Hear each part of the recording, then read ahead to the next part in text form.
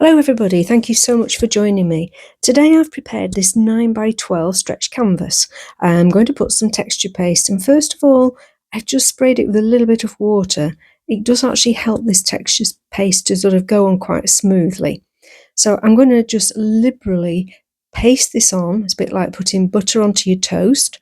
I have no plan in this other than I want a smooth area and a interesting area. So I'm going to just keep applying this texture paste. I won't bore you with all of that. I'll come back to you when it's done. Okay, so the last little bit I'm going to do while it's still wet is use this knife and add some line marks. As you can see, it's got some interesting texture. It's very wet, so I'm now going to leave that overnight to dry. And here we are. We can tell it's dry because it's gone completely dull. There's no shine to it, so it's ready to work on. We have some interesting areas. Top is very smooth, which is what I want. And the first thing I'm going to do is just completely wet that with clean tap water and an inch brush.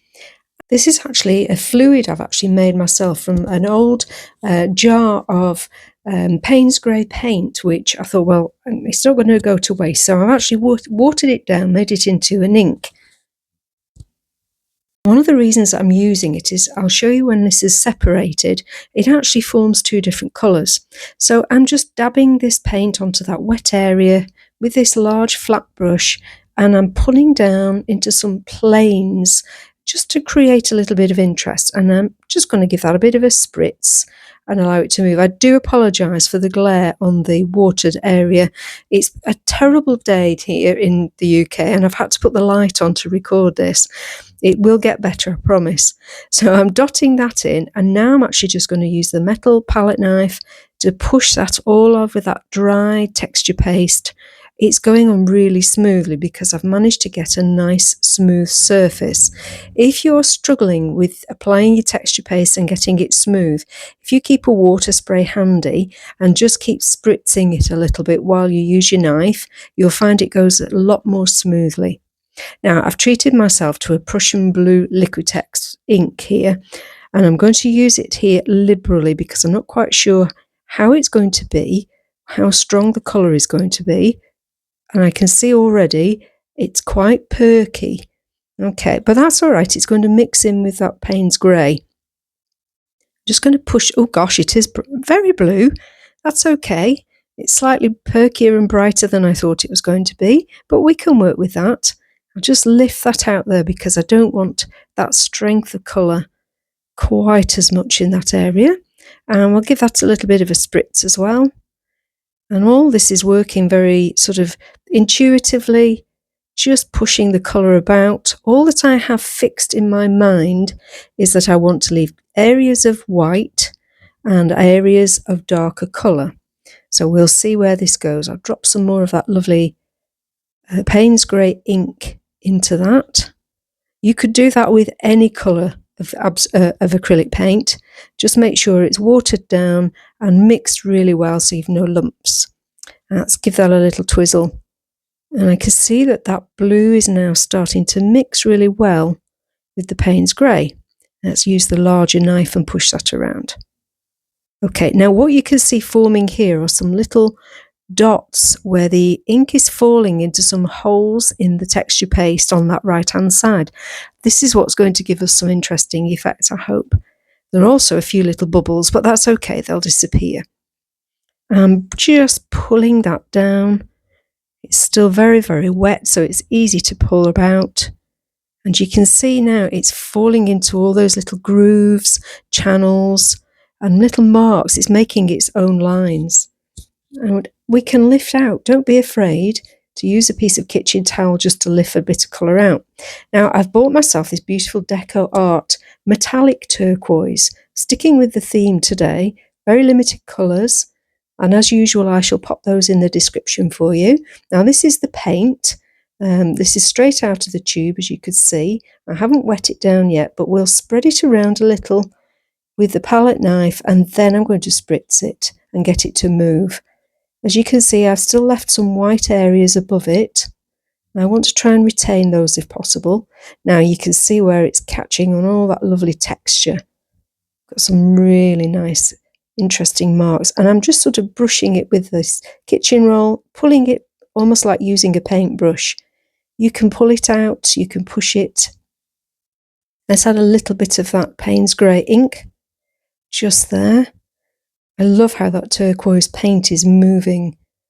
It's sort of bringing itself down across the canvas. We'll take that right up there. I want to suggest to the eye that it can move up to that space in the distance. And we'll spritz that a little. Get all that beautiful movement going. We all enjoy watching. Sometimes it's a bit mesmerising when you're doing it yourself as well. Okay, so I've let this layer dry. Now, as you can see, this Prussian blue's actually gone in very well. But I want to add a little bit more depth in some of these areas. I love that little white hole there. And that blue against the white is looking really good, but we can add some more depth. So a little bit more of the Payne's grey ink, but this time I haven't wet the page. I'm just putting this in neat. And I'm just picking out the areas where I want a little bit more strength, a little bit depth of colour, usually at the base of a landscape. As it gets lighter towards the top, it gets softer. Yeah, I'll drop that in there. And it's picking up that beautiful blue. I was a little bit shocked at first, but yeah, I can cope with that. Now I'm just going to soften that ink with a flat brush just on its side. Pull that randomly about. Just use plenty of water to make it move. Let's pull a little bit across there. Soften that edge down a little. Almost looks a bit like a shadow. Yeah, and we'll lift out some of this ink. Just keep sort of layers that are nice and soft. Okay, so now I'm going to go in with the Liquitex Transparent Burnt Umber. This is going to add a little bit more warmth. Not too much, and it's still fairly dark. So we'll just dot that along and let it spread into all that wet area. It'll mix with the blue, make some lovely colours. We'll just tilt that a little bit and help it to move. And let's soften that. I'm leaving gaps intentionally because I don't want to fill the whole of that horizon line. And I'm just, again, softening, pulling it out, pulling it down. And that's looking good. So we've got some gaps, some interest that we can see the distance. And I'm just going to continue to soften until I'm happy with the shapes that I've got. And a little bit in the foreground as well with that brown. Lovely umber. And I can scrape into that while it's wet. And we can add a little bit more of that beautiful turquoise paint. Just to get a little bit more depth. It kind of gives it that cold feeling. And I'm dotting it in between these trees. Again, just pushing it, pulling it into the wet areas. Dotting it. If in doubt, dot it. You can always add more. And if it's only a dot, you can lift it if you don't want it. Now, we're getting really into the darker areas now. Starting to add that lovely, lovely base, sort of shadow. Lovely depth. This is not of any place in particular. This is just a suggestion, perhaps of snowy fields. Yeah, we'll highlight all of that white area there. I think it looks really striking. And now I'm going to use the acrylic inks in white. And let's put some in this foreground and break up some of that turquoise a little. Now we'll get the good old spritzer on that and help that to move. And again, it's going to fall into different areas of texture, which is what we want. Ooh, it's lovely when it starts to move. The water's helping it. Lovely. Okay, so I'm actually going to add a little bit of white ink just to some of these areas up at the top. Just little bits that I just really want to keep very, very pale, and just adds that lovely contrast. You don't have to, and at any stage, of course, when you get to a point, and this happens to me a lot, I get to a point where I really like a picture and I'm worried about continuing. The best thing to do is to take some photographs as you're working.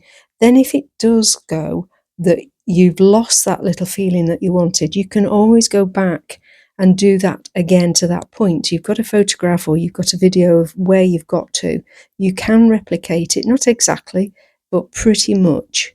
So we're just softening that down now. Obviously some of the ink is going to run into that. That's okay. We can lift that out a little. Your brush will act as a sponge. If it's watered and then dried slightly, it'll lift it out. And that ink will move by itself. It's looking really nice.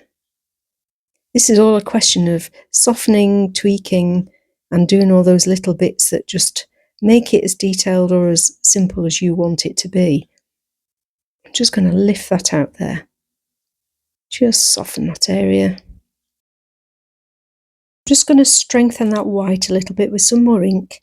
The other has sunk into the grooves a little, so I'll just strengthen that down, perhaps pull it across under there. Just break that up a little bit. It's looking very effective. What I'm going to do now is actually warm this up even more.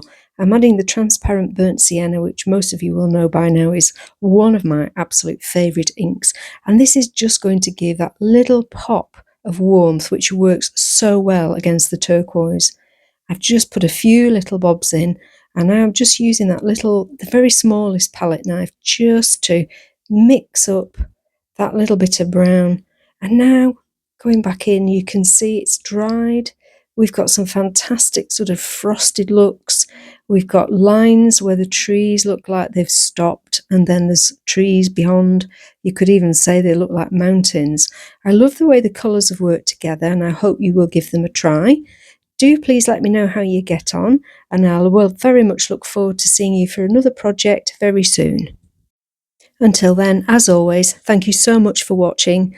Keep painting. Bye for now.